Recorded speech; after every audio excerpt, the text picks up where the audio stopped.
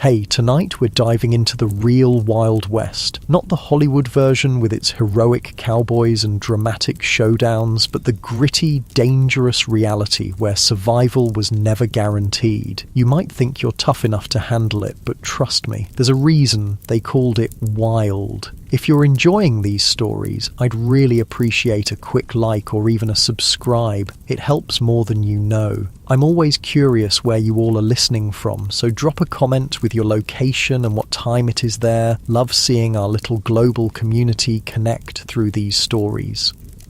Now, dim the lights, maybe turn on a fan for that soft background hum, and let's ease into tonight's journey together. We're going to explore why you might not survive even a single day in the untamed American frontier. Congratulations, you've just woken up in the American Wild West of the 1870s. The good news, you're about to experience a legendary chapter of history firsthand. The bad news, your chances of survival just dropped dramatically.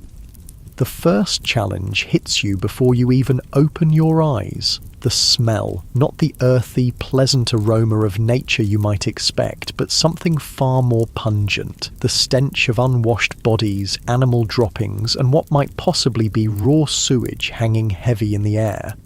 You see, bathing wasn't exactly a priority in the Wild West. Most settlers considered a thorough wash a monthly luxury, and that's being generous. Some went entire winters without a proper bath. Water, was precious out here, and using it to clean yourself seemed wasteful when you needed it for drinking and cooking.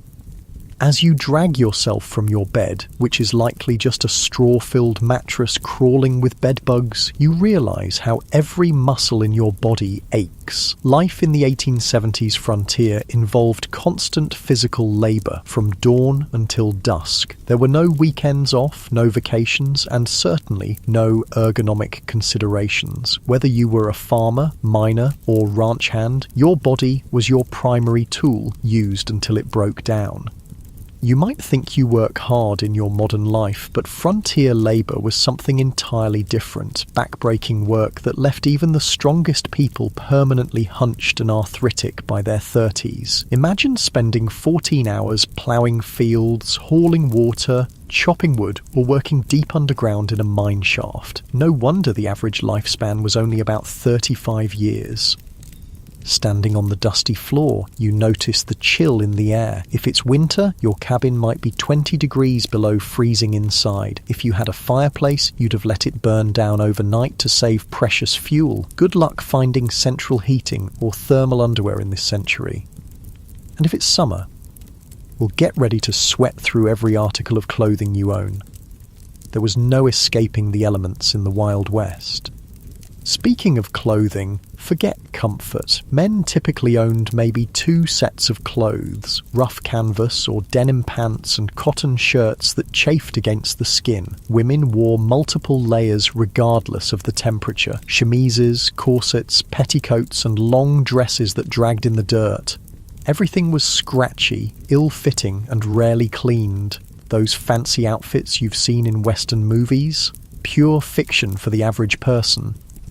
Your stomach growls, reminding you it's time for breakfast. Hope you like beans, biscuits and coffee, possibly for every meal. The Wild West diet was monotonous and nutritionally deficient. Fresh fruits and vegetables were seasonal luxuries. Meat, when available, was often preserved with salt or smoke because refrigeration didn't exist. Scurvy, a disease caused by vitamin C deficiency, when your gums bleed and your teeth fall out, was common among settlers despite being easily preventable with modern knowledge.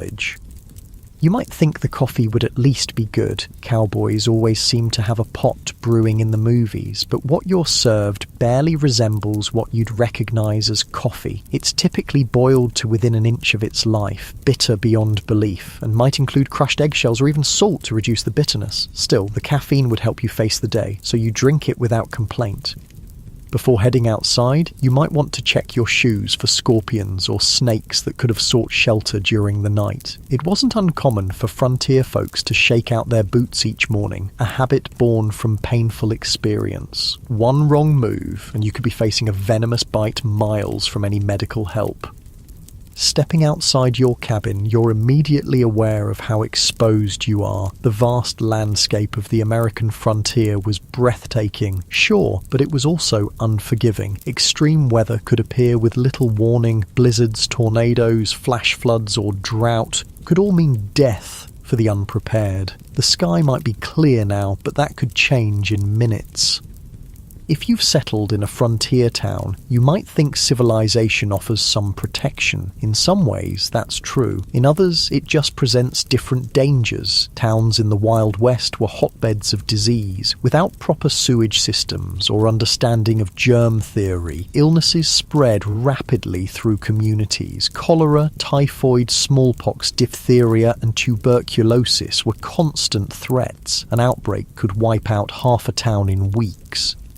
Speaking of towns, let's say you decide to visit one today. As you approach, you notice there's a distinct lack of the organised layout you might expect. Many Western towns grew haphazardly, with buildings constructed wherever convenient, often without proper planning or infrastructure. The streets aren't paved, but are instead dirt tracks that transform into mud pits when it rains and dust bowls when it's dry.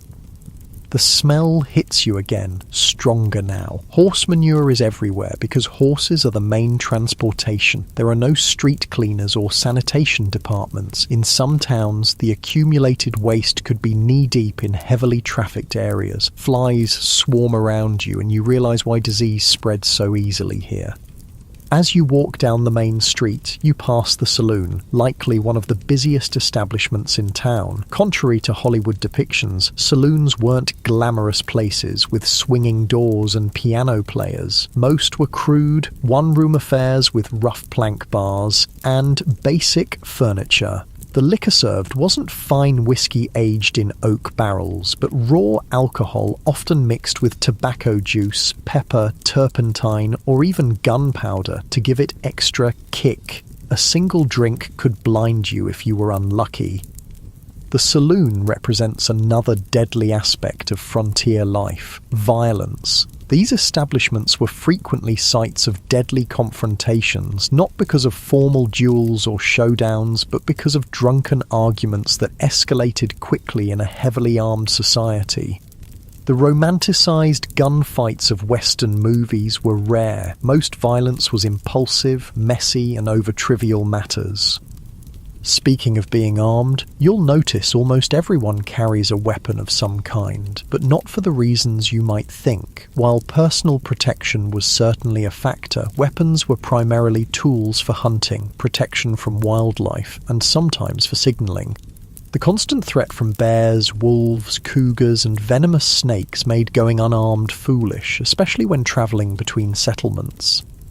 You might be surprised to learn that many frontier towns actually had strict gun control laws. Places like Dodge City, Kansas, and Tombstone, Arizona required visitors to surrender their firearms when entering town limits. The famous gunfight at the OK Corral actually started because the Clanton Gang refused to comply with Tombstone's weapons ordinance. Despite what you've seen in movies, quick-draw duels in the middle of the street were exceedingly rare. Most shootings were ambushes or happened during robberies. The skilled gunslinger facing off against an opponent at high noon is largely a Hollywood invention. Real frontier violence was typically sudden, chaotic, and lacked any sense of honor or fairness. As you continue your walk, you pass the local doctor's office. Medical care in the 1870s frontier would horrify you. Most doctors had little or no formal training. Surgical procedures were performed without anesthesia beyond whiskey or morphine, and sterilization was virtually unknown. Something as simple as an infected cut could lead to amputation or death. Common treatments included bloodletting, mercury compounds, arsenic, and other toxic substances that often did more harm than good. Women in childbirth faced mortality rates as high as 1 in 4 in remote areas. Dentistry involved extraction without anesthesia, using crude tools. Most people suffered from painful dental issues for years before finally losing their teeth. If you were injured or fell ill on the frontier, your survival often depended more on luck than medical intervention. Even minor injuries could become life-threatening due to infection. Broken bones might never heal properly, leaving frontier folk with chronic pain and disability. The famous phrase, "only the strong survive," had literal meaning in the Wild West. Your stomach growls again, and you realise it's time for lunch. You head to the local restaurant, which is likely just an extension of someone's home where meals are served for a fee. The food isn't any more varied than your breakfast. Meat is tough and often spoiled, despite heavy smoking or salting. Vegetables, if available, are overcooked to mush. Food safety standards don't exist, so dysentery and food poisoning are common occurrences. While eating, you overhear conversations about recent Indian attacks, outlaw gangs, or the danger of travelling alone. While Native American violence against settlers was far less common than portrayed in popular culture, in fact, settlers and the US military were far more likely to be the aggressors. The frontier was still a place of conflict. The systematic displacement of indigenous peoples created tensions that sometimes erupted into violence on both sides. As for outlaws, they were a genuine threat, particularly in remote areas. Law enforcement was sparse, with a single sheriff sometimes responsible for thousands of square miles. In many places, justice was handled through vigilante action rather than formal legal proceedings. Lynch mobs were common, and the concept of innocent until proven guilty often didn't apply. If you were accused of horse theft or cattle rustling, you might find yourself hanging from a tree before sunset, regardless of your actual guilt or innocence. After lunch, you decide to visit the local general store to stock up on supplies. The prices shock you. Basic necessities cost far more on the frontier than back east due to the difficulty and expense of transportation. A simple can of peaches might cost the equivalent of $20 in today's money. Many settlers spent most of their income on essential supplies with little left over for comfort or luxury. The store offers another glimpse into frontier reality, the isolation. Mail delivery was infrequent and unreliable. Newspapers might be weeks or months out of date. Information travelled slowly, and you might go years without news from family back east. Many settlers never saw their relatives again after moving west. The psychological toll of this isolation contributed to high rates of depression, alcoholism, and suicide among frontier populations. As the afternoon wears on, you notice dark clouds gathering on the horizon. Weather on the frontier wasn't just uncomfortable, it could be deadly. Without modern forecasting, storms arrived with little warning. Blizzards could strand travellers, leading to freezing deaths. Tornadoes destroyed entire communities with no emergency services to assist survivors. Flash floods washed away wagon trains. Droughts ruined crops and caused starvation. If you were lucky enough to have a proper home, it provided minimal protection. Most frontier dwellings were hastily constructed from whatever materials were available. Sod houses on the plains, log cabins in forested regions, or simple wooden structures in towns. None were particularly effective against extreme weather. Winter temperatures inside could drop below freezing. Summer heat was often unbearable, especially in attics or upper floors where many people slept. As the storm approaches, you decide to head back to your cabin before it hits. On the way, you pass a group of men heading to work at the local mine. Mining was one of the deadliest professions on the frontier. Underground cave-ins, toxic gas exposure, explosions from improperly handled blasting powder, and machinery accidents claimed countless lives. Miners also suffered from long-term health issues like black lung from coal dust or mercury poisoning from gold processing. Even if you avoided mining, few frontier occupations were safe. Farming involved dangerous equipment with no safety features. Ranching meant working with unpredictable animals weighing hundreds of pounds. Logging had one of the highest fatality rates of any profession. Whatever you did to make a living, your risk of serious injury or death was exponentially higher than in the modern world. You make it back to your cabin just as the rain begins to fall. The roof leaks in several places, and you place buckets to catch the water. This is a good opportunity to refill your drinking water, as clean water was scarce and precious. Many frontier settlers drank from the same sources used for washing and watering livestock, leading to waterborne illnesses that could quickly turn fatal.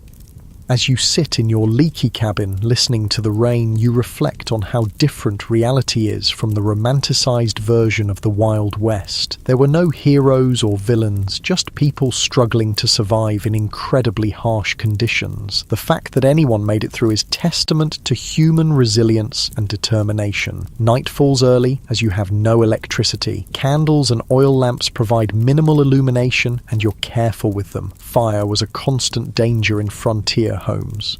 A single spark could mean losing everything, with no fire department to call for help. Many towns burned to the ground at least once in their history. You prepare for bed, exhausted from just one day in the Wild West. Your muscles ache, your stomach is unsettled from the unfamiliar food, and your mind is overwhelmed by the constant vigilance required to stay alive. As you drift off to sleep, you wonder if you'll make it through tomorrow, or if you'll become just another statistic in the dangerous story of the American frontier.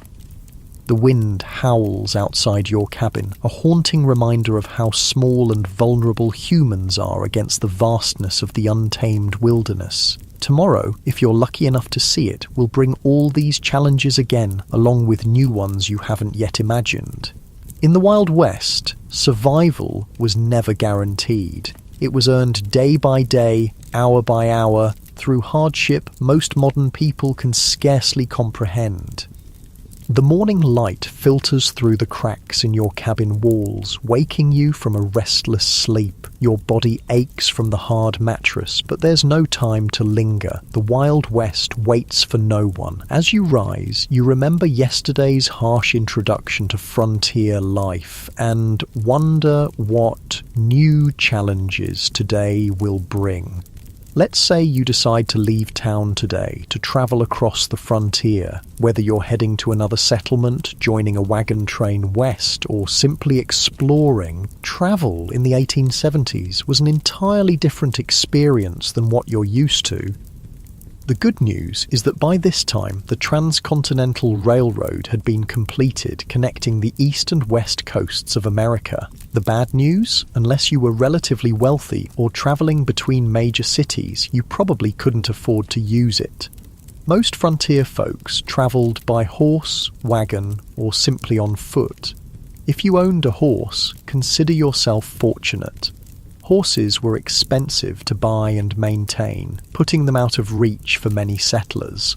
A good horse might cost the equivalent of several months' wages. Then you needed saddles, bridles, feed, and veterinary care, though veterinary care often meant shooting the animal if it broke a leg or developed certain illnesses.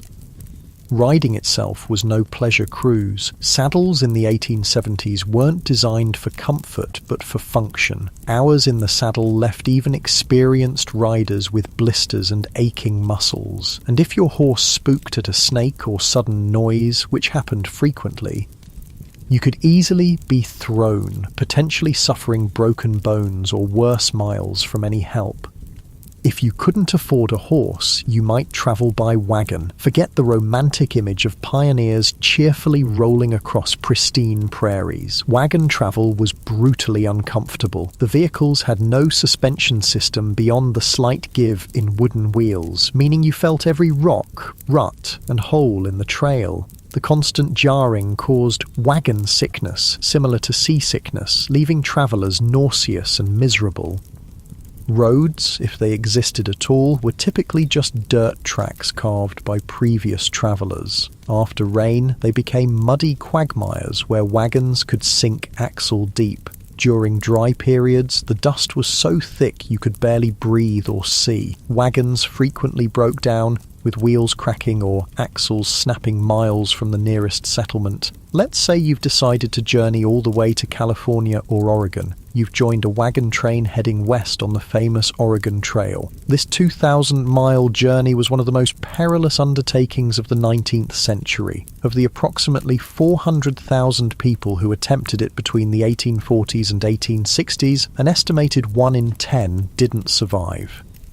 The Oregon Trail was sometimes called the nation's longest graveyard. Some historians estimate that an average of 10-15 people died for every mile of the trail. Think about that. A grave every 350 feet or so for 2,000 miles. The trail was lined with makeshift crosses and stone markers, many without names, as families were forced to bury loved ones and continue their journey.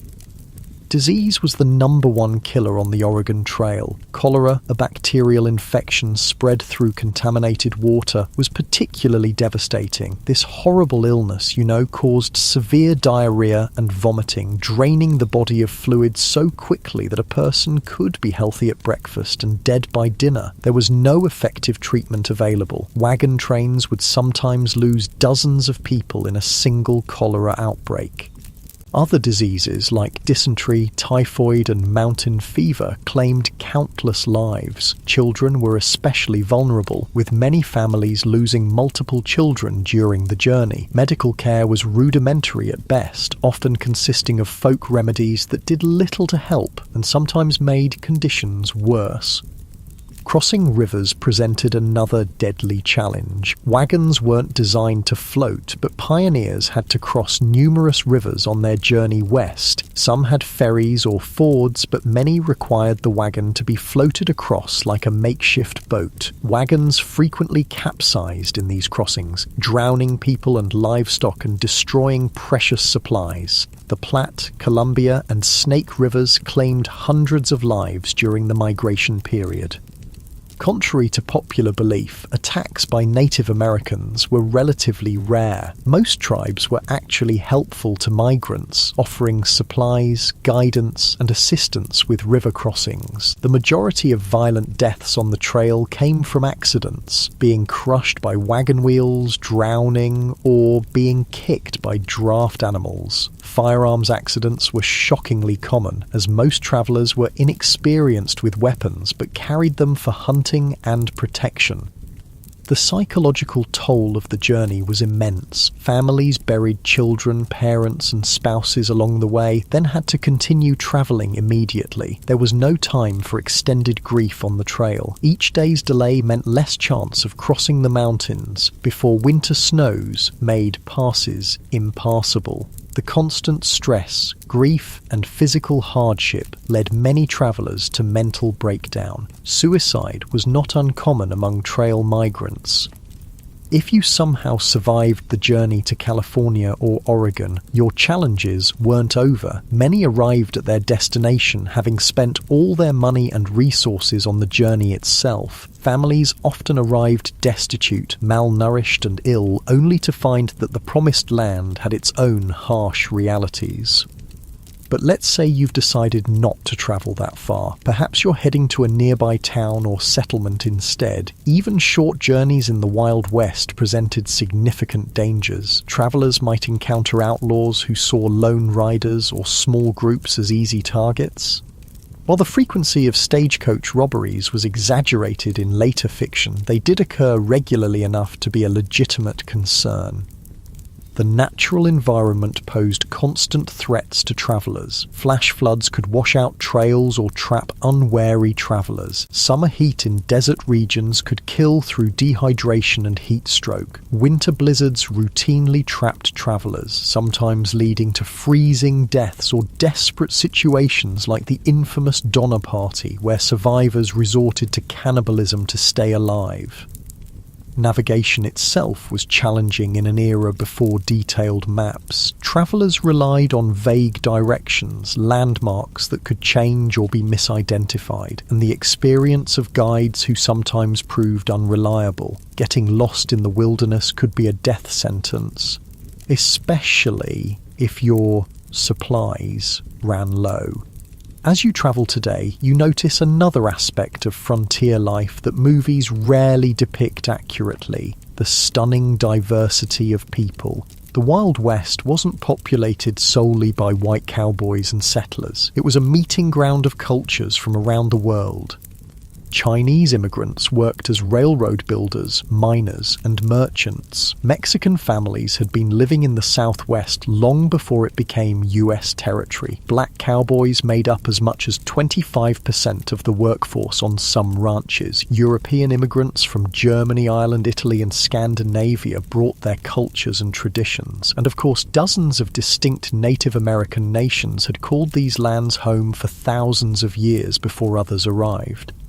This diversity, however, didn't mean equality or harmony. Racial violence was a common feature of frontier life. Chinese railroad workers faced brutal discrimination and were often forced to take the most dangerous jobs for lower pay than white workers. Mexican landowners frequently saw their property seized through legal manipulation or outright theft after the Mexican-American War. Black Americans who moved west hoping to escape Southern discrimination often found frontier racism just as entrenched, if different in form. Despite their crucial contributions to ranching, mining, and building frontier communities, they were frequently excluded from economic opportunities and social acceptance. For Native Americans, the expansion of white settlement was nothing short of catastrophic. The indigenous population of North America, once numbering perhaps 15 million people, had been reduced to fewer than 300,000 by 1900. Disease, warfare, forced relocation, and the deliberate destruction of their food sources, particularly the buffalo, decimated numerous tribes and nations. US government policies systematically pushed Native Americans from their traditional lands onto reservations, often in areas with poor soil and few resources. Treaties were regularly broken when valuable resources were discovered on reservation lands. Native children were taken from their families and placed in boarding schools designed to erase their cultural identity, operating under the philosophy of "kill the Indian, save the man." The romanticized cowboys versus Indians narratives of later films grossly misrepresented the complex interactions between settlers and indigenous peoples. Many native nations initially tried to accommodate newcomers and adapt to changing circumstances. Violence typically erupted after repeated treaty violations, encroachment on tribal lands, or deliberate provocations. As you continue your journey, you ponder another group whose experience differed markedly from Hollywood depictions: women on the frontier. Far from the helpless damsels or schoolmarms of Western movies, frontier women performed incredibly demanding physical labour while navigating restrictive social expectations. On homesteads and farms, women not only handled traditional domestic duties like cooking, cleaning, childcare, and making clothing, but also worked in the fields, tended livestock, and defended the home when necessary. Their workday typically started before dawn and ended well after dark, with few, if any, days of rest. A frontier woman might need to plough fields in the morning, deliver a neighbour's baby at midday, fight off predators threatening the livestock in the afternoon, and still prepare meals and care for her own children throughout. Many women became widows young due to the dangerous nature of frontier life and had to manage farms or businesses alone while raising children. Despite their essential contributions, women had few legal rights. In most territories and states, they couldn't vote, own property independently if married, or have custody of their children in the event of divorce. Domestic violence was considered a private matter, with little legal recourse available to victims. For unmarried women, options were severely limited. Teaching was one of the few respectable professions, though female teachers were paid significantly less than their male counterparts, and were often expected to resign upon marriage. Some women found economic independence through running boarding houses, working as nurses, or establishing millinery or dressmaking businesses. Then there were the soiled doves, prostitutes who worked in frontier brothels and saloons. While later mythology romanticized these women, the reality was typically grim. Many entered the profession out of economic desperation after being widowed or abandoned. Physical abuse, drug addiction, and venereal disease were common hazards of the work. Even those who managed to earn substantial money found themselves socially ostracized and unable to transition to more respectable positions. Some women did find greater freedom on the frontier than they might have back east. The shortage of women in Western territories gave them more marriage options and sometimes better treatment as communities competed to attract and keep female residents. A few territories like Wyoming and Utah granted women voting rights decades before the 19th Amendment, recognizing their essential contributions to frontier development.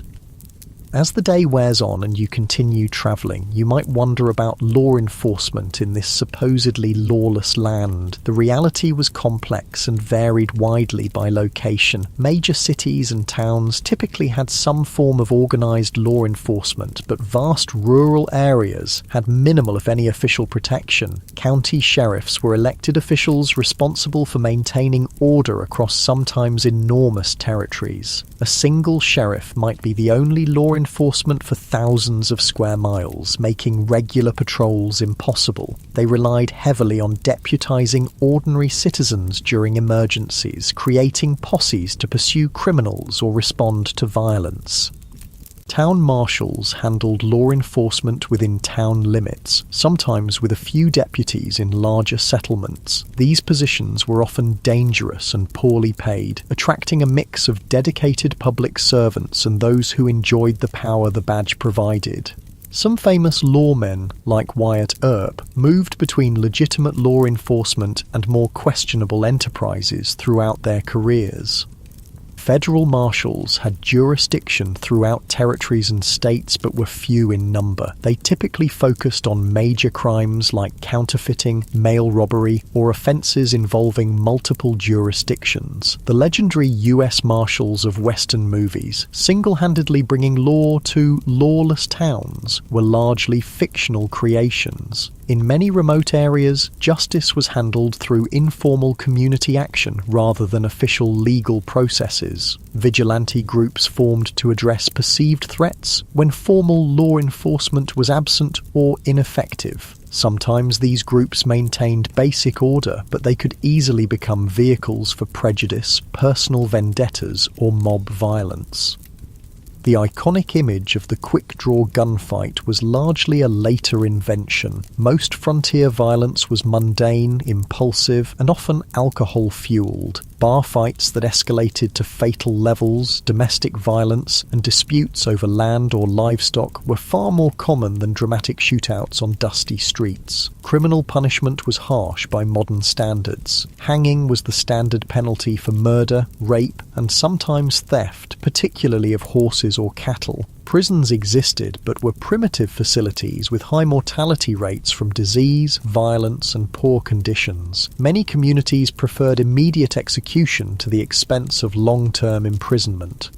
As evening approaches, you decide to seek shelter for the night. If you're lucky, you might find a town with a hotel or boarding house. Don't expect luxury. Frontier accommodations were basic at best. A typical hotel room would have a simple bed, possibly infested with bed bugs, a washstand with a pitcher and basin, and perhaps a chair. Bathroom facilities would be an outhouse in the back, shared by all guests. Privacy was minimal, with thin walls allowing you to hear your neighbours' every movement and conversation. In busier establishments, you might even share a bed with a stranger, a common practice to maximise capacity during busy periods. The sheets might not have been changed for previous guests, and lighting would be limited to candles or oil lamps.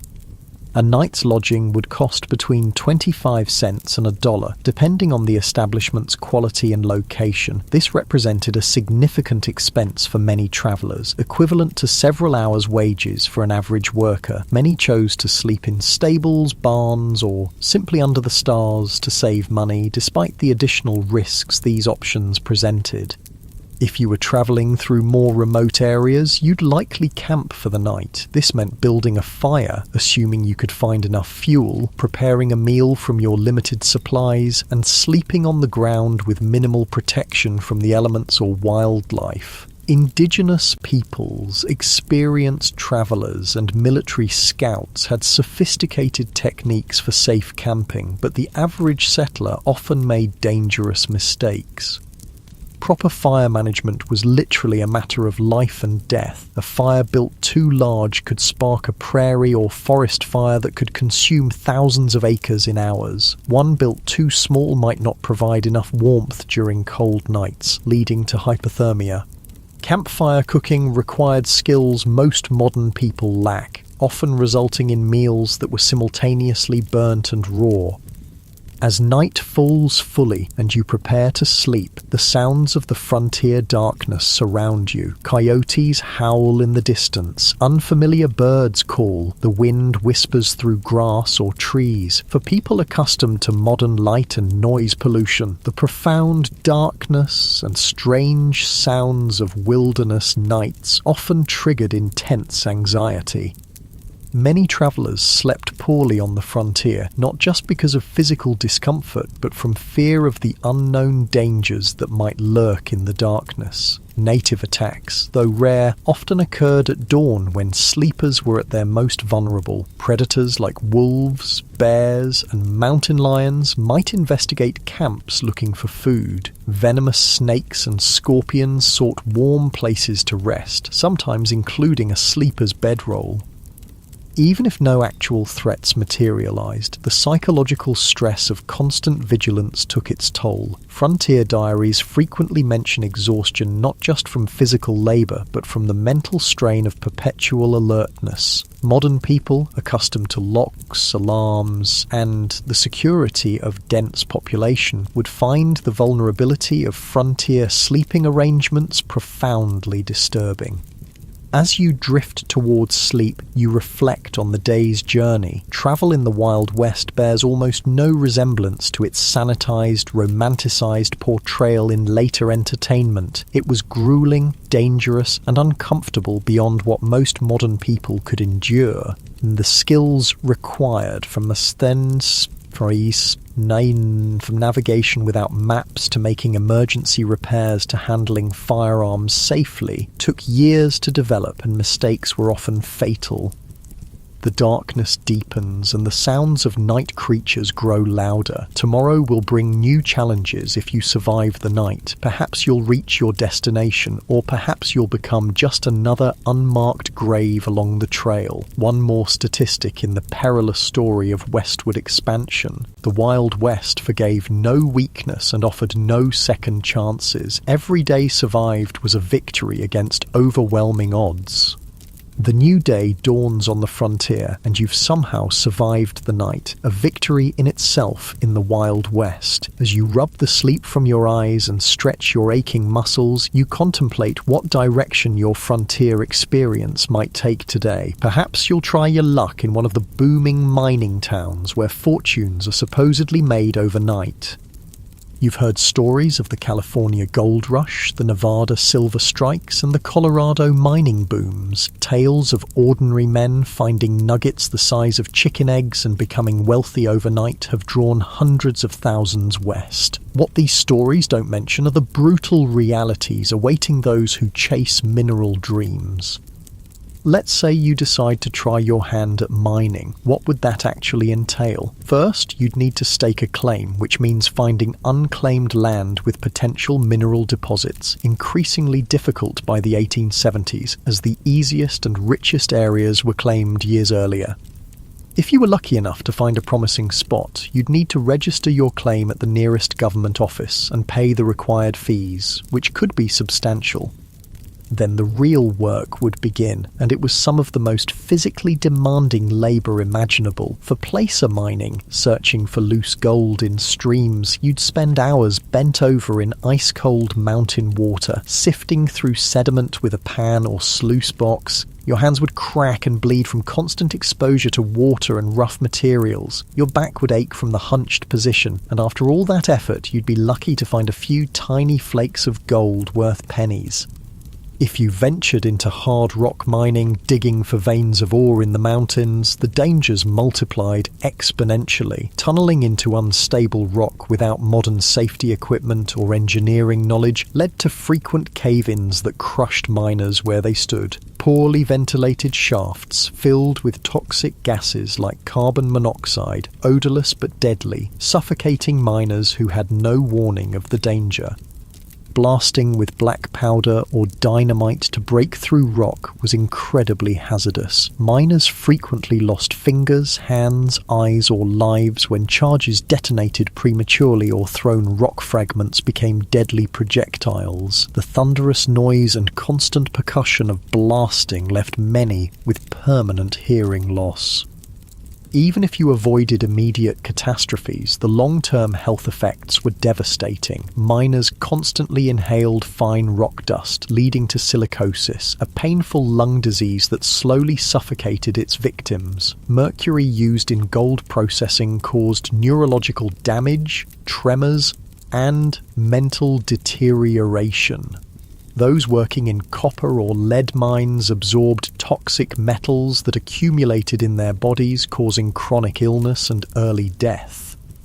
The mining industry of the 1870s had virtually no safety regulations or oversight. Mine owners prioritized profit over worker welfare, and injuries were considered an expected part of the job. Medical care for injured miners was minimal and often ineffective. A serious injury typically meant the end of a miner's career and livelihood, with no disability support or workers' compensation available.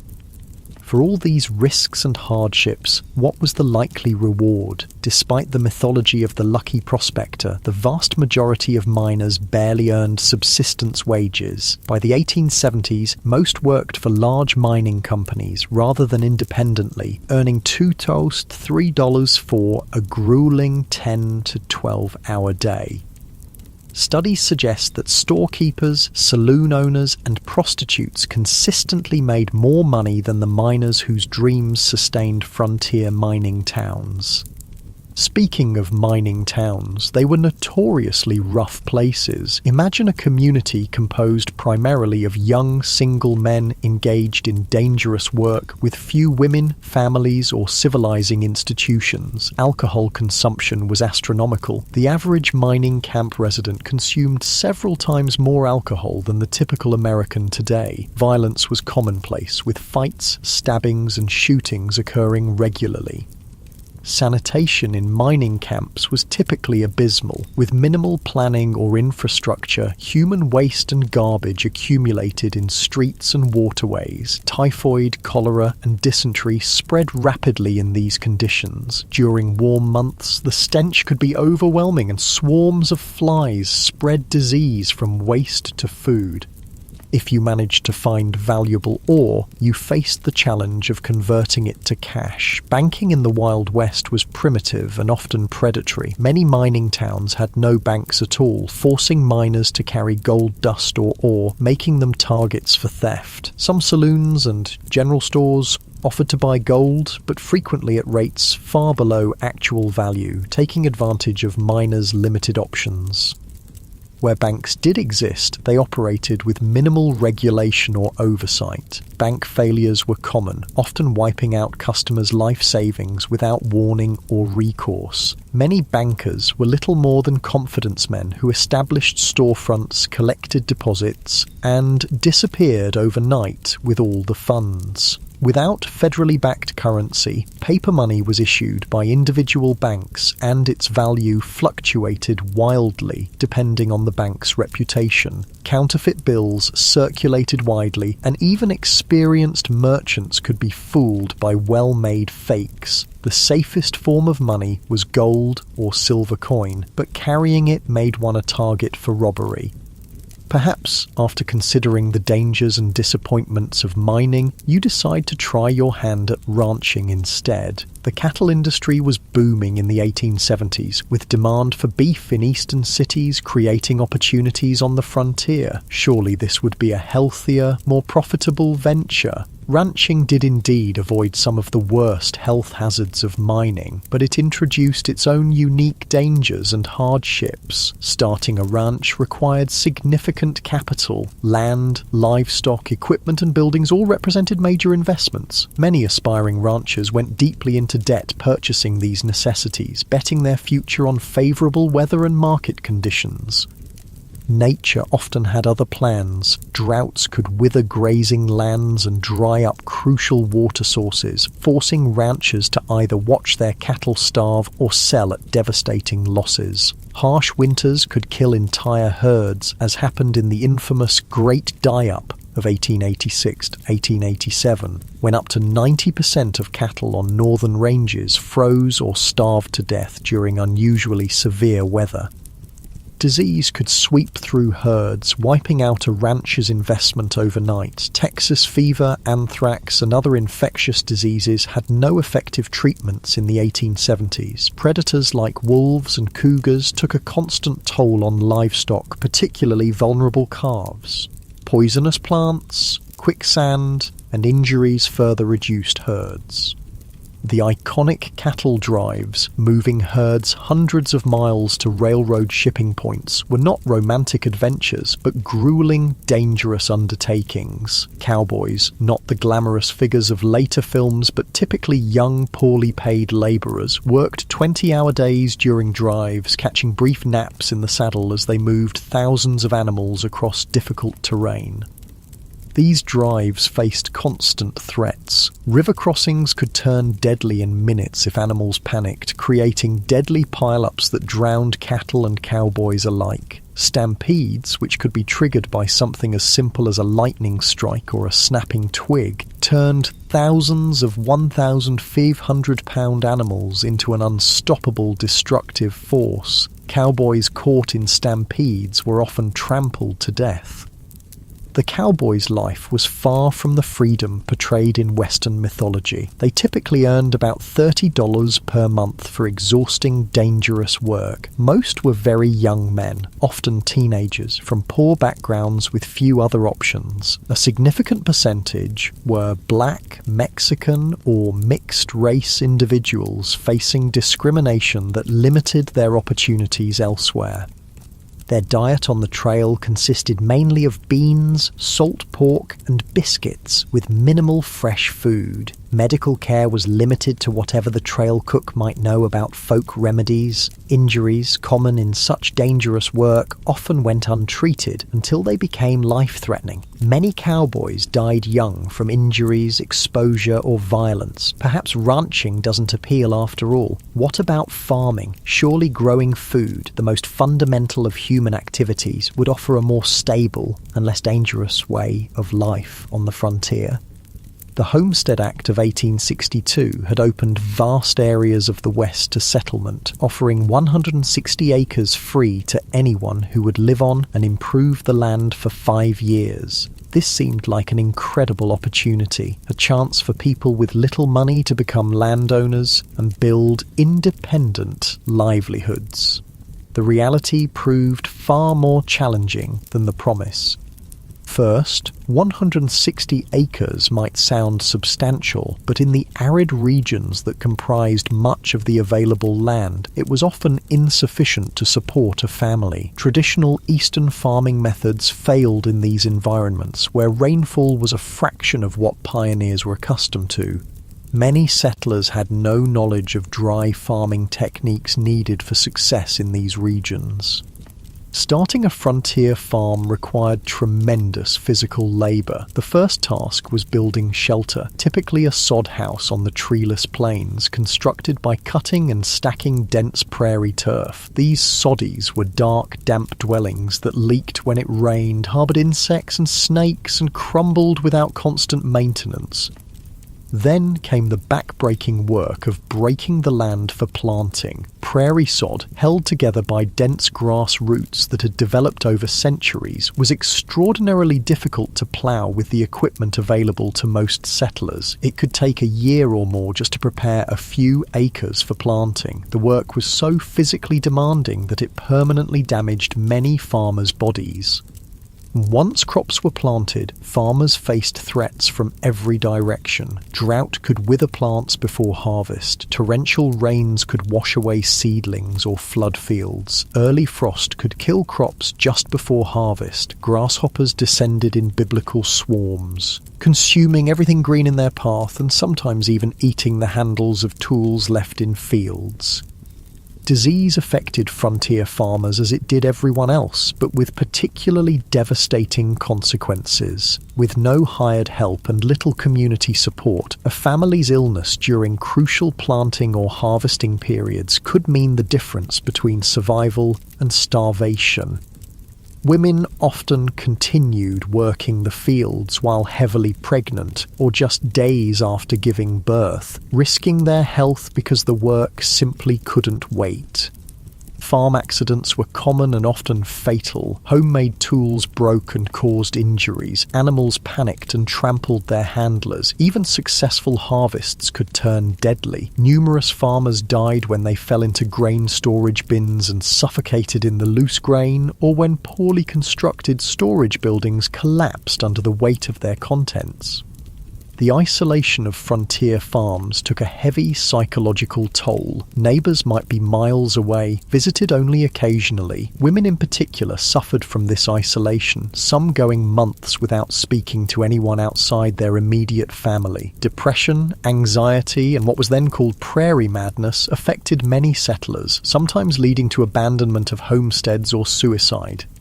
For those who persevered through these challenges and actually produced crops, economic obstacles remained. Transportation to markets was difficult and expensive. Without refrigeration, perishable products had to be sold quickly or preserved. Large agricultural corporations and railroad companies used their influence to keep crop prices low and transportation costs high, squeezing independent farmers from both directions. By the 1870s, another option was emerging on the frontier, working for wages in the growing towns and industries. Perhaps this offered a safer, more stable path than the high-risk ventures of mining, ranching, or farming.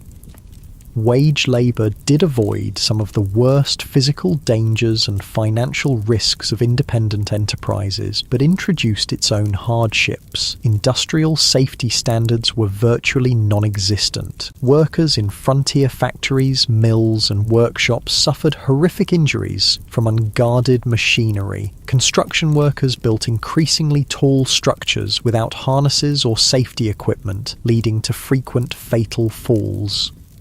Railroad work was particularly dangerous. Track layers worked with minimal equipment under brutal conditions, suffering high rates of injury and death from accidents, heat stroke, and exhaustion. Chinese workers, who built much of the transcontinental railroad, were often assigned the most dangerous tasks, such as handling unstable explosives to blast through mountain passes. Working hours were long by modern standards, typically 10-12 hours per day, 6 days per week. Pay was low, with most workers barely earning subsistence wages. Child labour was common, with children as young as 8 or 9 working alongside adults in many industries, often suffering higher injury rates due to their size and inexperience. Workers had essentially no legal protections. Employers could fire people without cause, reduce wages arbitrarily, or withhold pay entirely. Those who complained or attempted to organise for better conditions faced blacklisting, being marked as troublemakers who no other employer in the region would hire. Company towns, settlements where a single employer owned all housing and businesses, were common in mining and lumber regions. Workers in these communities paid inflated prices at company stores, lived in company housing, and sometimes were paid in scrip, company currency, rather than legal tender. This created a form of debt bondage where workers could never save enough to escape the system. Whether you mined, ranched, farmed, or worked for wages, frontier life shaped your experiences in ways modern people would find disorienting. Perhaps most striking was the relationship with time, not the carefully measured minutes and hours of our digital age, but a more fluid reality, governed by daylight, seasons, and natural rhythms.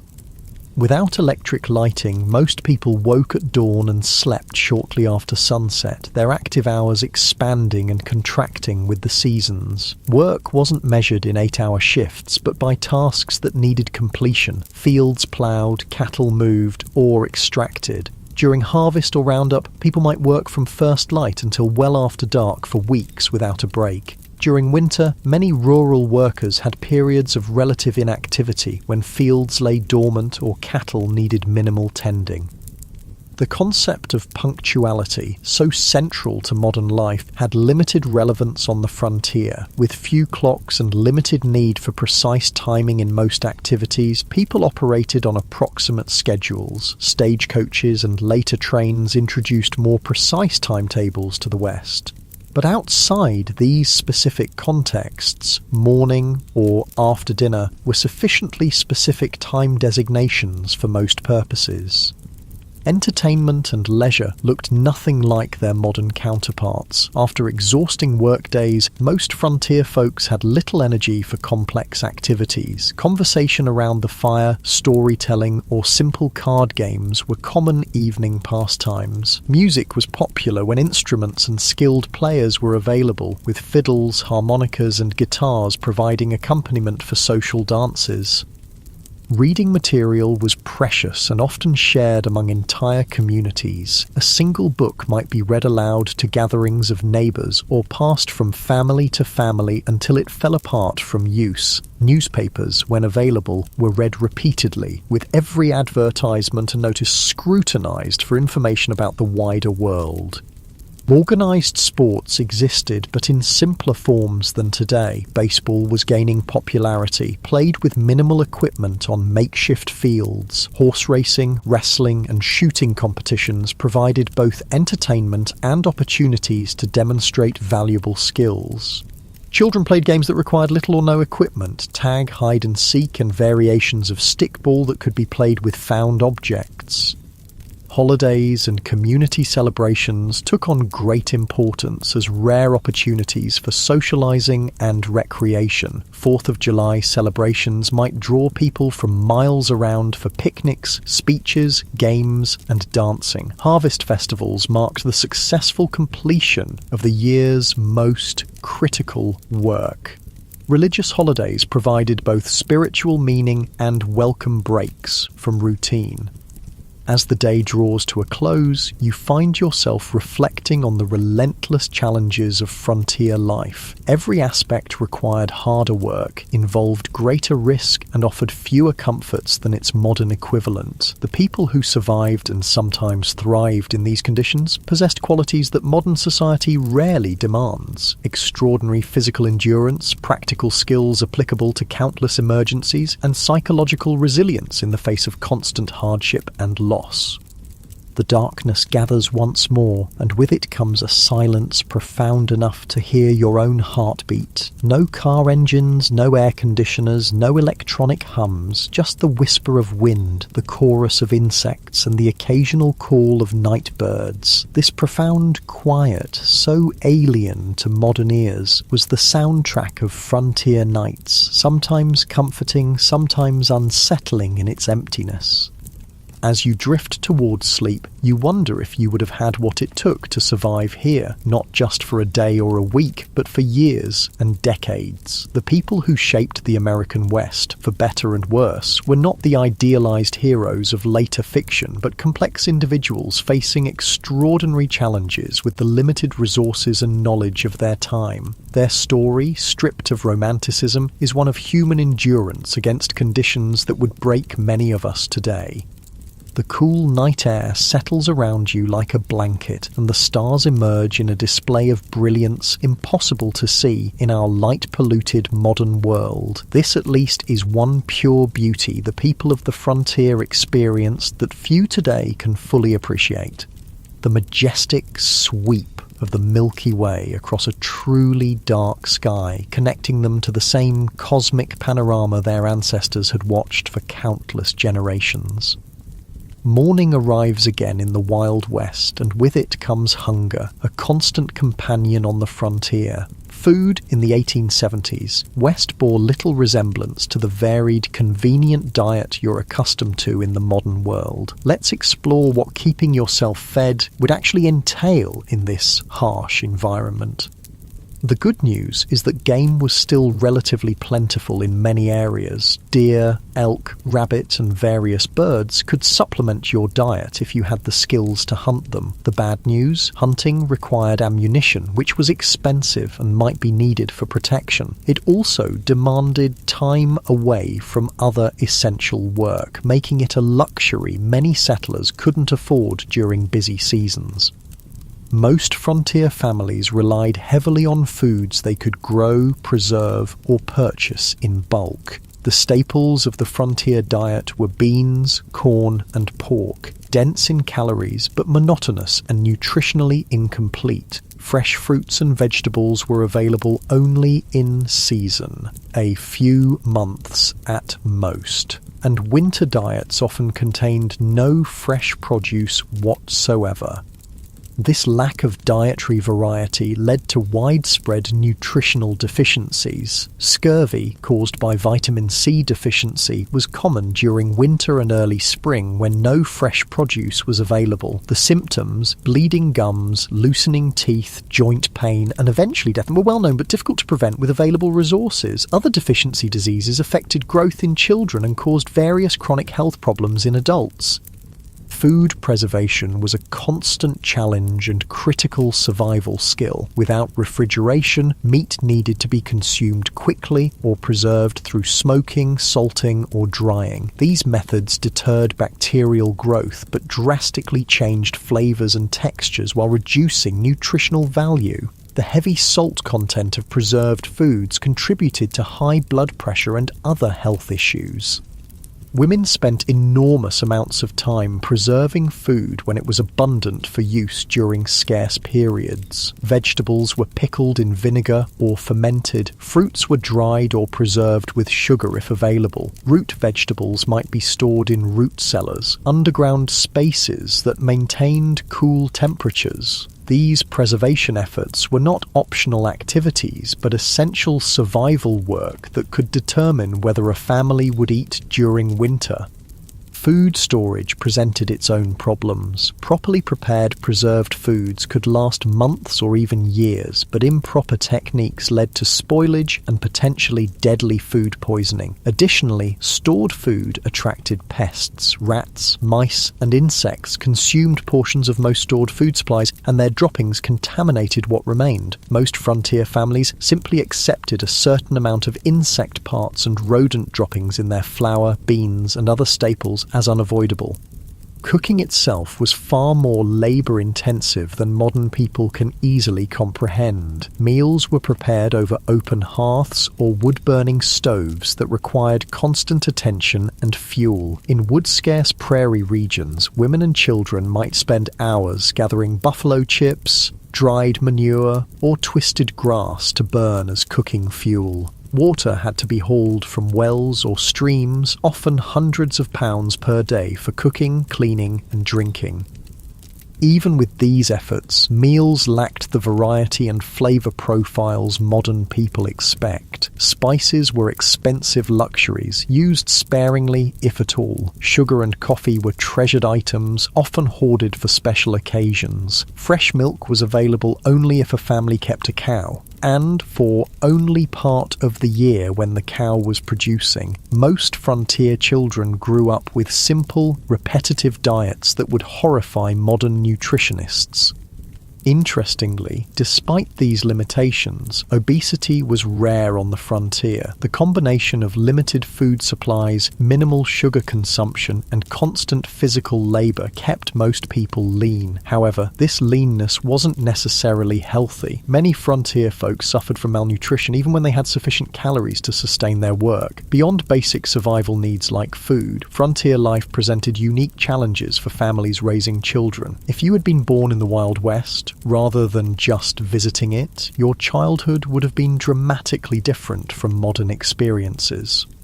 Childhood itself was conceived differently in the 19th century. Children as young as 6 or 7 were expected to contribute meaningful work to family survival, not as educational chores, but as essential economic contributions. Young children minded livestock, gathered eggs, picked vegetables, watched younger siblings, and helped with countless other tasks that freed adults for heavier work.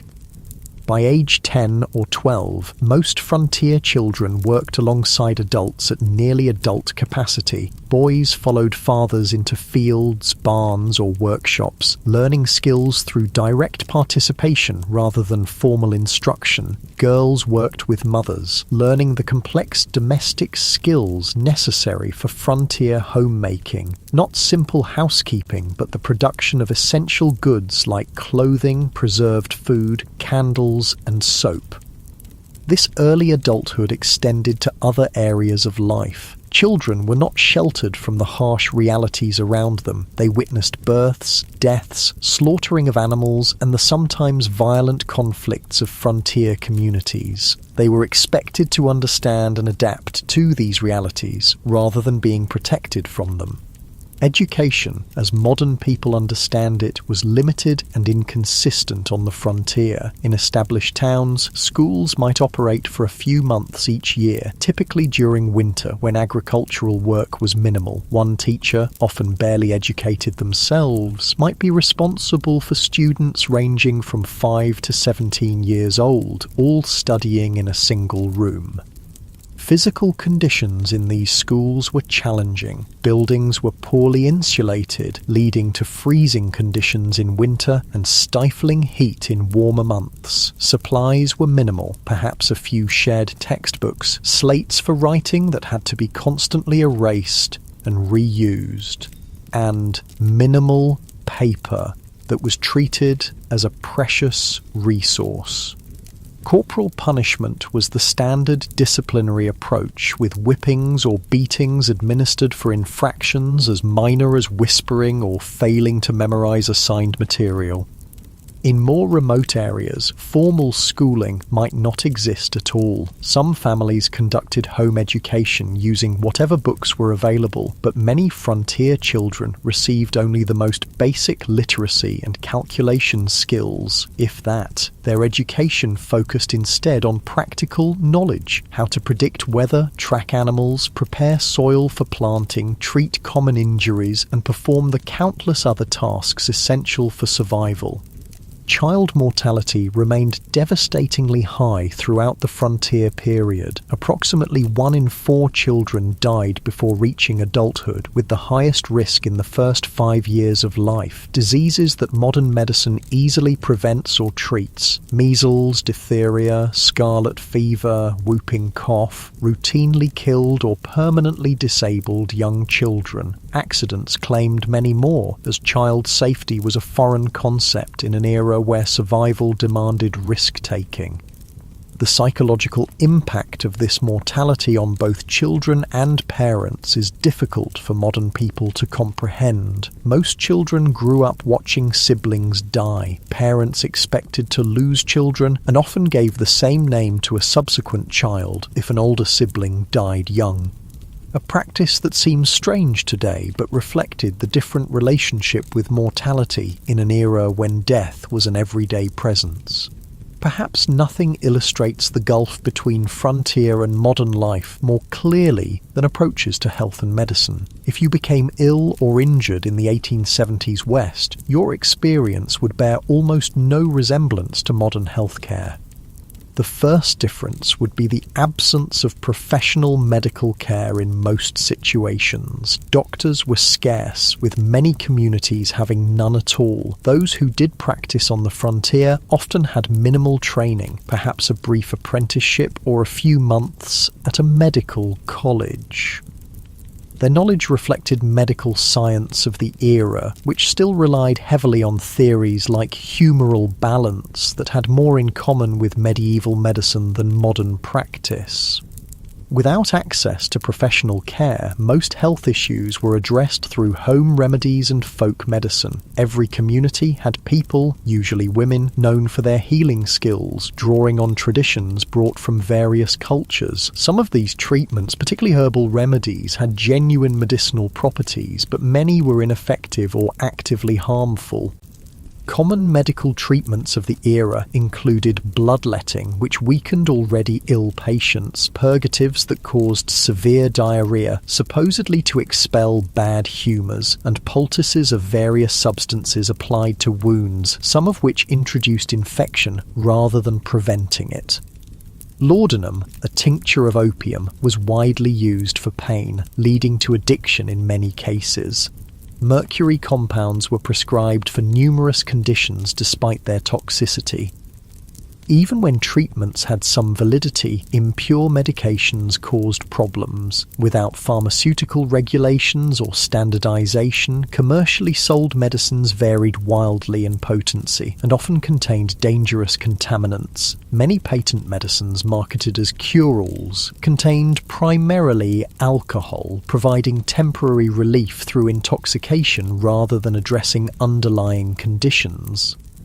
Surgery in frontier conditions was particularly horrific. Without effective anesthesia, beyond alcohol, whiskey, or opium, patients endured excruciating pain during procedures. Sterilization was unknown or inconsistently practiced, leading to rampant post-surgical infections. Amputation was the standard treatment for serious limb injuries, performed with saws and knives that might be wiped clean but never properly sterilized.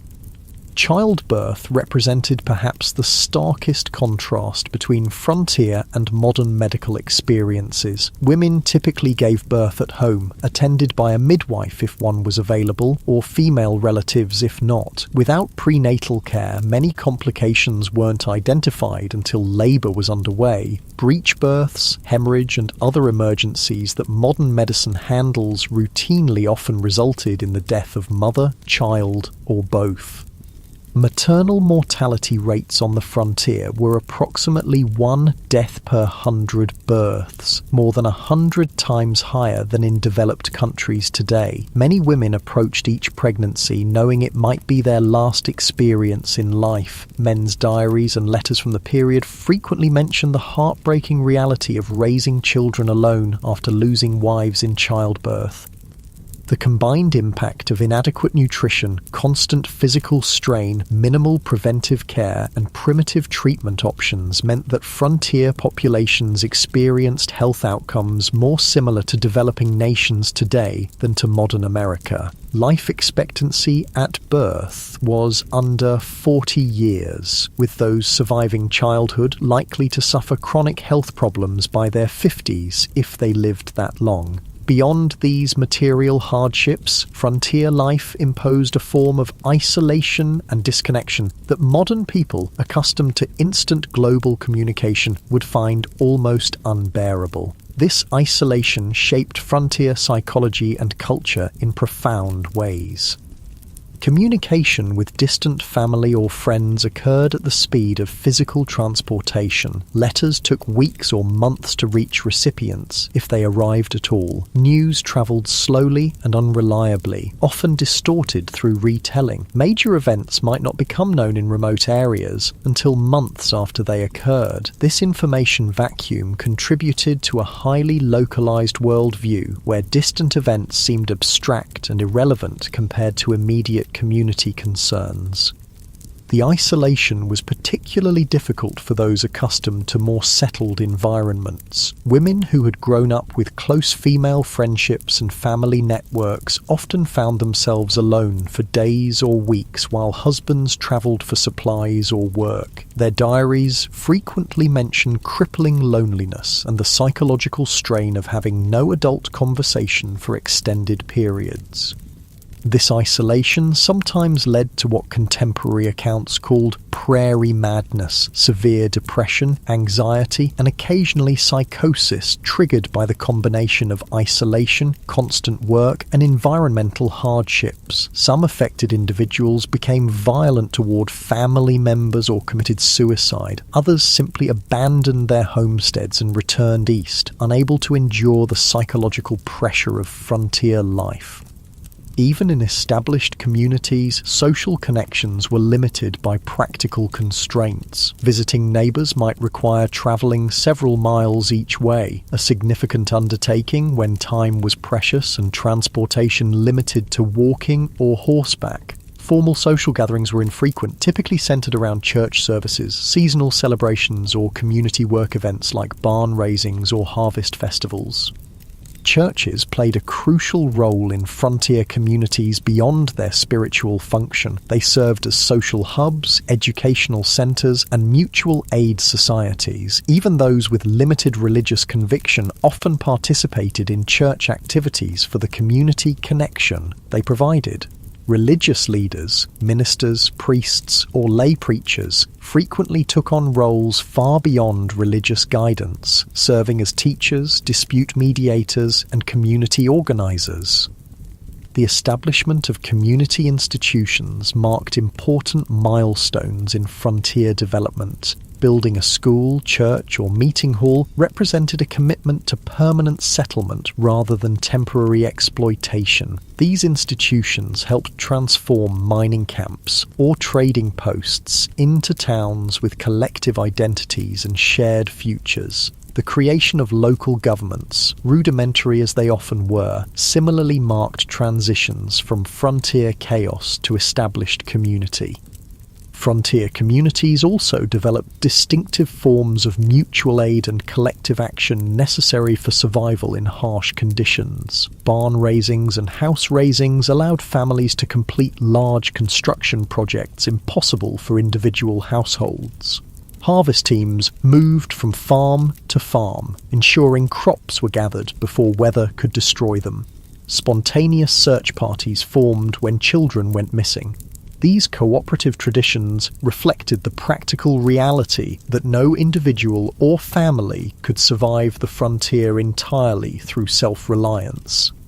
This community interdependence existed alongside the individualism that later became mythologized in frontier narratives. Both elements were necessary responses to frontier conditions: self-reliance for daily survival, community cooperation for challenges beyond individual capacity. The tension between these values shaped frontier culture and continues to influence American attitudes toward government, community, and individual responsibility.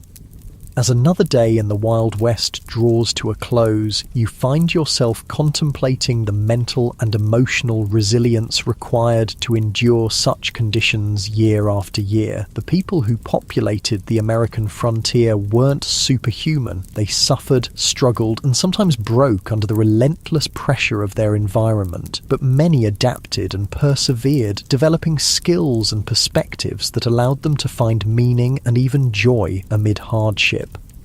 The darkness settles around you once more, bringing with it the profound silence of the pre-industrial night. The day's experiences have given you a glimpse into a world both familiar and utterly alien, a world where survival required constant vigilance, where comfort was rare and luxury almost non-existent, where death was an everyday companion rather than a distant stranger. As sleep approaches, you wonder about the people who chose this life or had it thrust upon them by circumstance. What drove them west? What sustained them through blizzards, droughts, illness, and loss? What would they think of the world their struggles helped create? A world of abundance and security beyond anything they could have imagined, built on foundations they laid through exhausting labour and countless sacrifices. The questions follow you into dreams filled with endless prairies, towering mountains, and the faces of those who tamed the Wild West, not through romantic gunfights, but through the quiet heroism of daily persistence against overwhelming odds. Their story, stripped of Hollywood glamour and frontier mythology, stands as a testament to human adaptability and the extraordinary courage of ordinary people facing extraordinary challenges. Dawn breaks on what will be your final day in the Wild West. As the golden light spills across the landscape, you take a moment to appreciate the raw beauty that drew so many westward despite the dangers and hardships. The frontier was a place of stunning natural grandeur. Vast prairies rippling like oceans, mountains scraping the sky, canyons plunging into the earth's depths. This beauty, at least, wasn't a Hollywood invention. But even this relationship with the natural world differed profoundly from modern environmental perspectives. The frontier mentality viewed nature primarily as a resource to be conquered and exploited rather than preserved or protected. Timber was cut without consideration for regeneration. Game was hunted to the edge of extinction in many regions. Streams were diverted, polluted, or destroyed for mining operations with no thought for downstream consequences. The near extinction of the American bison, buffalo, stands as perhaps the starkest example of this exploitative approach. In the 1700s, an estimated 30-60 million bison roamed North America. By 1884, fewer than 1,000 remained. This devastation wasn't simply the result of hunting for food or hides, though that played a part. It was also deliberate policy, encouraged by the US government as a way to deprive Plains Indian tribes of their primary resource, forcing them onto reservations. General Philip Sheridan, a key military leader in the Plains Indian Wars, reportedly stated, "Let them kill, skin, and sell until the buffalo is exterminated. It is the only way to bring lasting peace and allow civilization to advance." Whether or not he actually spoke these exact words, they accurately reflect government policy of the era. The destruction of the buffalo herds was environmental warfare designed to break indigenous resistance by eliminating their way of life. For Native American nations across the West, the expansion of white settlement represented an apocalypse, not just physical displacement, but the collapse of economic systems, spiritual practices, and cultural identities tied to specific landscapes and resources.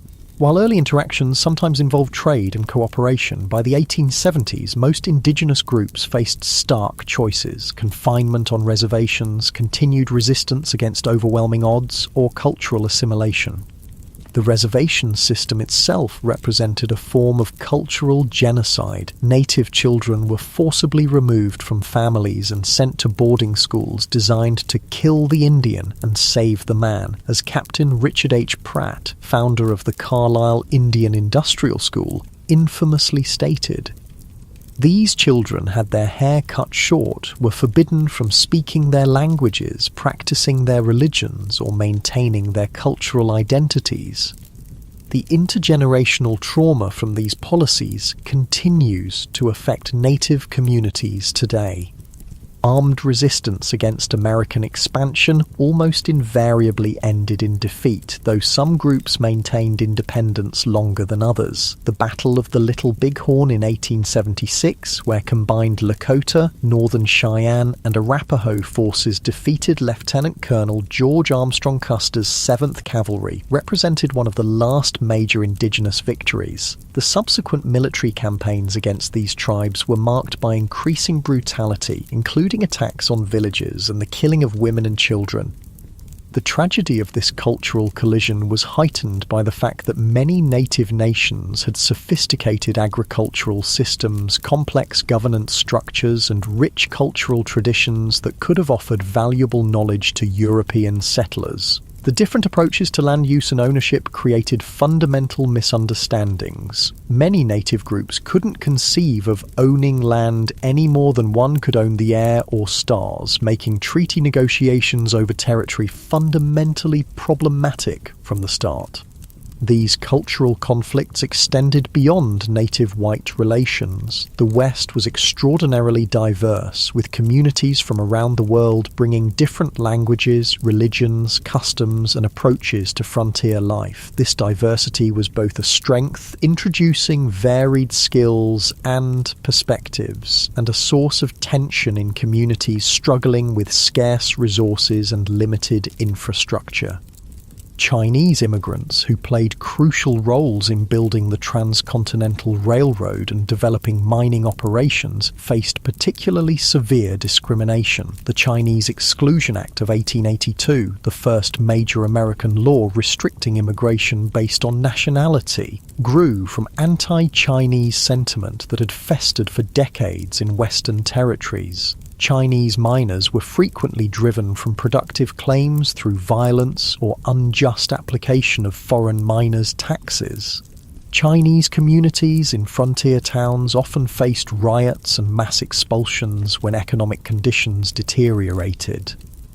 Mexican Americans, many of whom had become US citizens through territorial acquisition rather than immigration, similarly faced discrimination and displacement. Despite treaty guarantees protecting property rights following the Mexican-American War, many Mexican landowners saw their holdings taken through legal manipulation, intimidation, or outright fraud. Spanish-derived water rights systems that had functioned effectively for generations were replaced with English common law approaches less suited to arid environments. Even European immigrants found that national and religious identities continued to matter on the frontier. Irish Catholics, German Lutherans, Scandinavian Protestants, Eastern European Jews, each group tended to establish distinct communities and maintained cultural practices from their homelands. These communities provided mutual support, but sometimes became targets for nativist sentiment when economic or social tensions arose. African Americans who moved west after the Civil War hoped to find freedom from Southern oppression, but often encountered different forms of discrimination. Black cowboys, who made up approximately 25% of the workforce on some cattle operations, rarely received recognition in contemporary accounts or later mythology. Black homesteaders established communities in several Western territories, but frequently faced organized resistance from white neighbors and discriminatory application of homestead laws. The collision of these diverse groups, each with their own values, practices, and expectations, created frontier communities far more complex and conflict-ridden than later romantic depictions would suggest. The melting pot metaphor popularized in later American mythology obscured both the persistent cultural distinctiveness of various groups and the power imbalances that determined whose cultures would be preserved and whose would be suppressed. As the day progresses, you find yourself in a frontier town undergoing rapid transformation, a transition happening across the West during the 1870s and 1880s. The initial phase of settlement, characterized by individual prospectors, independent farmers, and small-scale enterprises, was giving way to more organized corporate development of Western resources. The arrival of railroads catalyzed this transition. The Transcontinental Railroad, completed in 1869, dramatically reduced travel time between east and west from months to days. Subsequent branch lines penetrated previously isolated regions, connecting them to national markets and supply chains. This transportation revolution allowed large-scale extraction of Western resources for Eastern factories and enabled mass-produced Eastern goods to flood Western markets. These economic connections accelerated the integration of Western regions into national systems, but often disadvantaged small producers. independent miners couldn't compete with large mining corporations that brought industrial methods and capital investment. Family farms struggled against agricultural enterprises operating on vast acreage. Small ranchers found themselves squeezed by cattle companies with investor backing and political connections. Corporate interests increasingly dominated political as well as economic structures. Railroad companies, mining conglomerates, timber interests, and large landholders exercised enormous influence over territorial and early state governments. Water rights, mineral claims, grazing access, and timber concessions were allocated through processes that typically favoured those with financial and political power rather than small operators or community interests. This transition from frontier to integrated region wasn't simply economic but cultural. The rough-edged mining camp or cattle town gradually acquired institutions that signalled permanence and connection to wider society. Banks, schools, churches, newspapers, theatres and fraternal organisations. Streets were surveyed and sometimes paved. Wooden structures were replaced with brick and stone buildings. Local governments enacted ordinances regulating behaviour that had previously gone ungoverned. For many who had been attracted to the frontier precisely because of its freedom from Eastern constraints, these changes represented unwelcome domestication of the wild spaces they had sought. Some continually moved westward ahead of advancing civilization, seeking new frontiers. Others struggled to adapt to increasing regulation, competition, and social expectations. The mythological end of the frontier, declared in the 1890 census, represented real psychological and cultural challenges for those whose identities were tied to frontier conditions.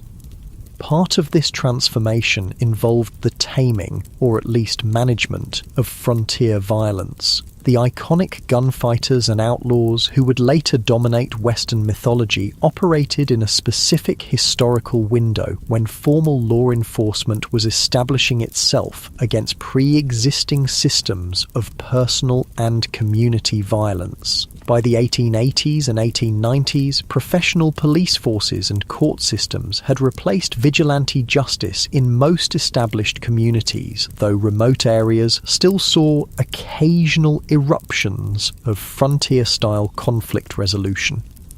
The legendary figures who captured public imagination, Wild Bill Hickok, Wyatt Earp, Billy the Kid, Jesse James, operated in this transitional period, often moving back and forth between legal and illegal activities as circumstances changed. Their later mythologization obscured the complex, often morally ambiguous reality of their lives. Hickok, far from the perfect marksman of legend, shot bystanders in at least 2 gunfights. Earp worked variously as a lawman, gambler, brothel keeper and vigilante across his career. The Robin Hood image attached to Jesse James ignored his Confederate guerrilla background and the innocent victims of his robberies. As evening approaches on your final day in the Wild West, you find yourself contemplating the gap between frontier reality and the mythology that would later emerge from it. Why did Americans, and eventually the world, become so fascinated with a romanticized version of this brutal period? What needs did these myths serve, and what truths did they obscure?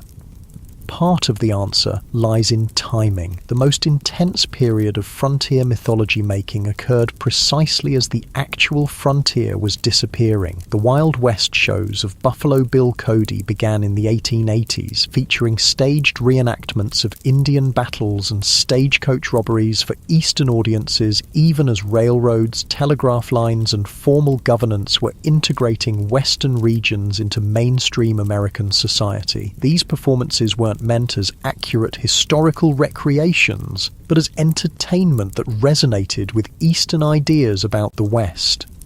The dime novels that popularized exaggerated tales of Western heroes originated not on the frontier but in Eastern publishing houses, written by authors who rarely had first-hand experience of the regions they described. These formulaic stories emphasized action, clear moral distinctions between heroes and villains, and a vision of the West as a testing ground for American virtues of self-reliance, courage, and individualism. Later, Hollywood westerns further refined and amplified these mythological elements, creating iconic images of lone cowboys, heroic sheriffs, dastardly outlaws, and savage Indians that bore little resemblance to historical reality. These films served psychological and cultural functions beyond entertainment. They offered reassuring narratives about American identity during periods of rapid social change and international challenges.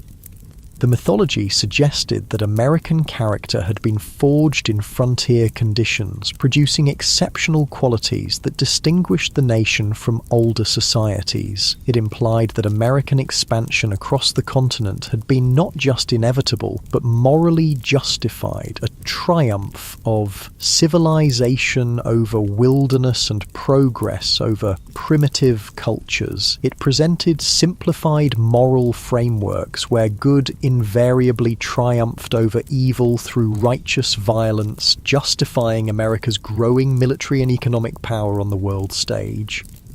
What these myths obscured was the complex, morally ambiguous reality of Western development, the genocide of indigenous peoples, the exploitation of immigrant labor, the environmental devastation, the corporate manipulation of political systems, and the deeply divided community struggling with fundamental questions about identity, governance, and resources. The real West offered no simple moral lessons, but rather a case study in how human societies adapt to challenging conditions, sometimes showing remarkable cooperation and creativity, sometimes descending into exploitation and brutality.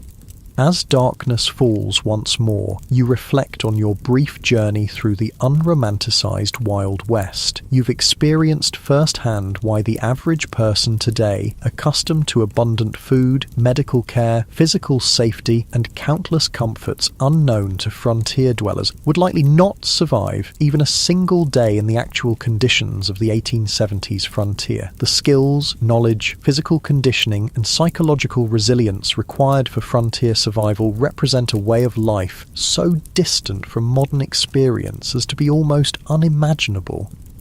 Yet something about this world continues to fascinate us. Perhaps it's the raw honesty of a life stripped to essentials, where tasks have immediate consequences and achievements represent tangible victories against natural constraints. Perhaps it's the community interdependence that emerged from shared challenges, creating connections that transcended differences in background or belief. Perhaps it's simply the reminder that human beings can endure and even find meaning in conditions far harsher than most of us will ever face.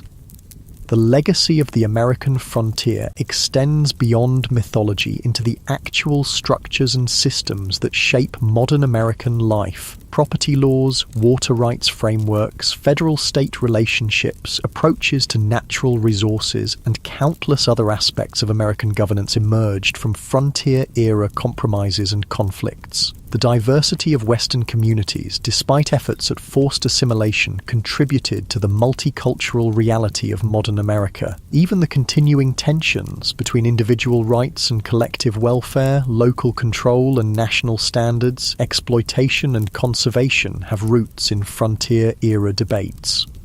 For indigenous peoples, the frontier era represents not a glorious chapter in national expansion, but the devastation of ancient lifeways and the beginning of a long struggle for cultural survival and sovereignty that continues today. Their perspective reminds us that the simple triumphalist narrative of Western settlement ignores the complex civilizations that already existed and the incalculable knowledge lost through their disruption.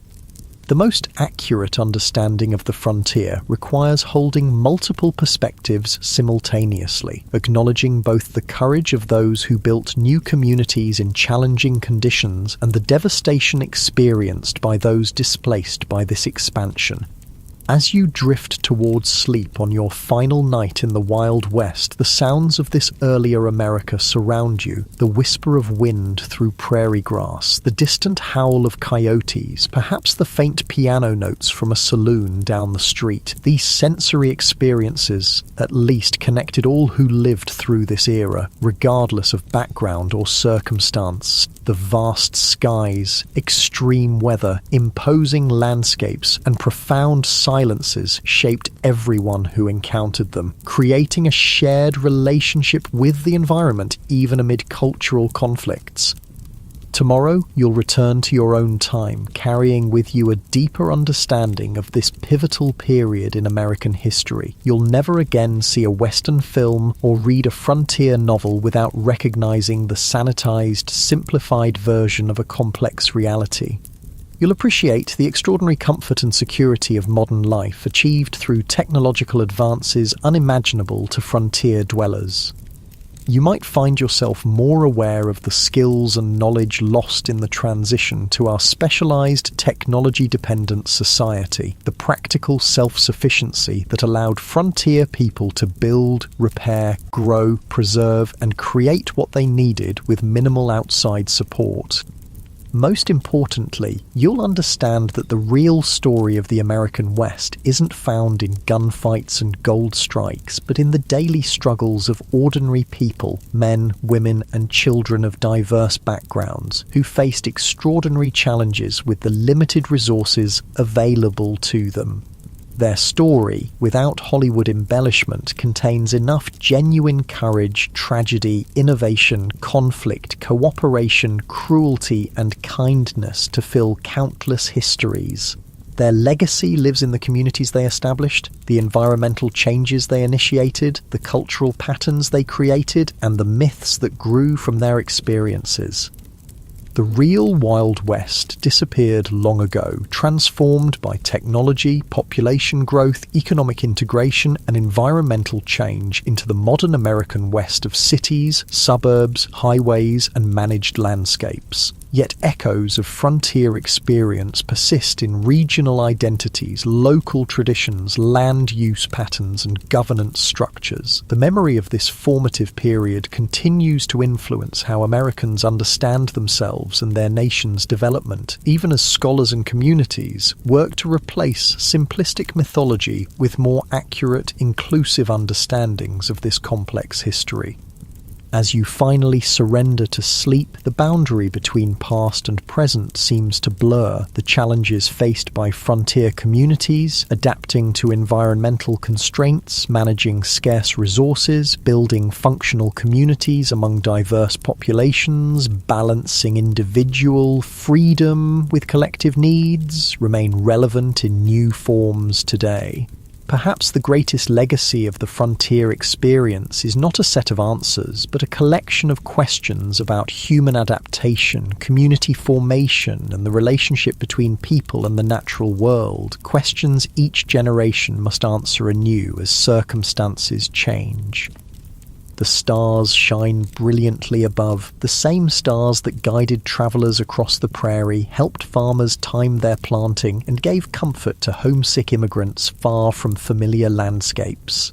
In this moment of connection across time, you feel a fleeting kinship with those who looked upon these same constellations a century and a half ago, wondering what tomorrow would bring in a world where survival was never guaranteed, but life, in all its harshness and beauty, was experienced with an intensity seldom matched in our more comfortable era.